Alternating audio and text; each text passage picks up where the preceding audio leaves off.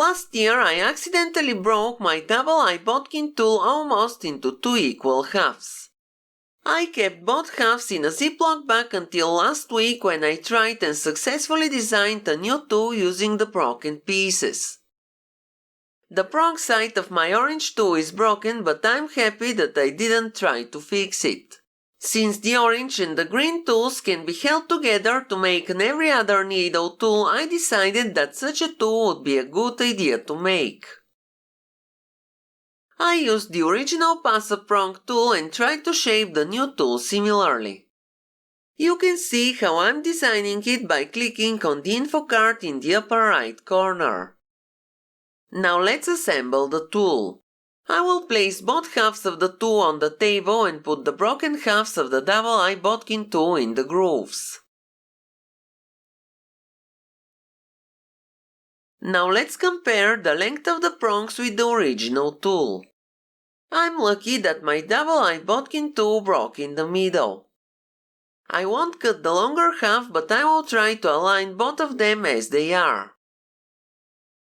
A very important thing to check is if the grooves are clean and if the metal parts can easily go inside. You may need to sand them or make the grooves bigger.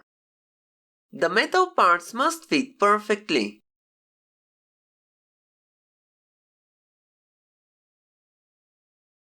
You can use some sandpaper or a grinder to scratch the metal ends that will be glued between both halves of the tool. My hand crank grinder is doing a perfect job. Your support means a lot, so I would really appreciate it if you liked the video and left me a comment below. I hope you can see how uneven and scratched the metal end looks now. This will help the glue hold the metal prongs securely. I just ground the second prong end. Take some surgical spirit and clean the ends. The spirit will remove any debris remaining on the metal ends. Place one half of the tool on the table and insert both prongs into the grooves.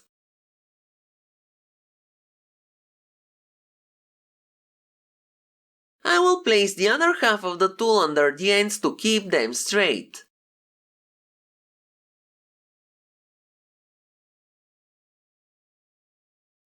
That part was a bit tricky, but I inserted a piece of paper tape under the aligned prongs. I will push the tape to the prongs using a ruler, then return the upper half of the tool under the prongs. Now I will carefully stick the end of the tape over the prongs. Both prongs must be perfectly aligned before you glue them to the tool. Now let's prepare the glue. The one I'm using is a 2-component glue. According to ChatGPT, it will work well to weld the metal prongs to the PETG filament. After the glue is mixed, I will put some of it in the grooves.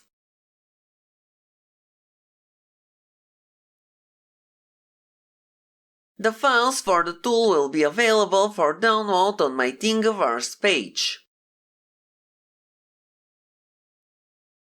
Now return the prongs to the grooves.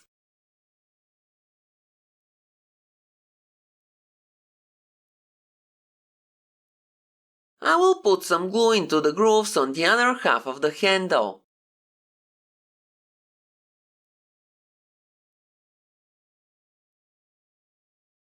Then I will smear the rest of the glue along the handle.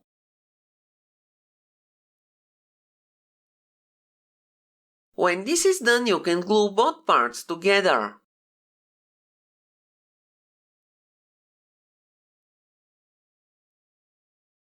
Squeeze the tool so the excess glue can get out, but also push the prongs inside because they may start to slip out.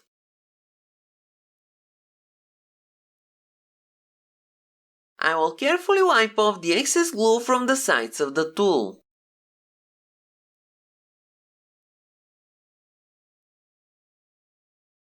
Now I will squeeze the tool very hard and keep it like that for 2 to 3 minutes until the glue starts to hold the part securely in place. I will even put paper tape to keep the parts aligned.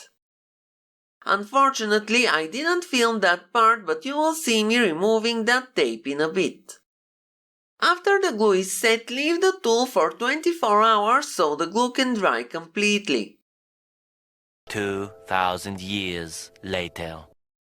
The glue is completely dry, so I can remove the paper tape and test the tool.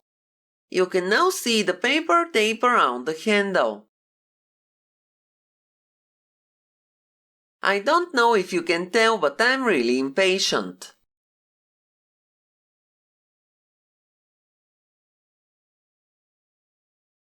Surprisingly, the paper tape isn't stuck where the glue was squeezed out.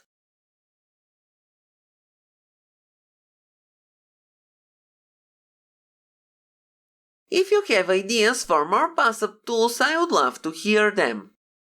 You can share them in the comments below.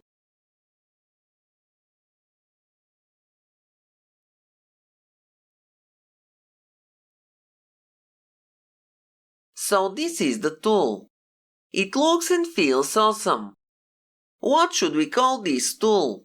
Every other needle tool or open work row tool. Tell me which one of these suggestions sounds better.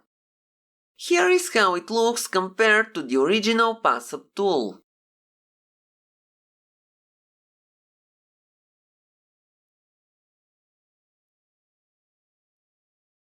The prongs are positioned exactly where they should be.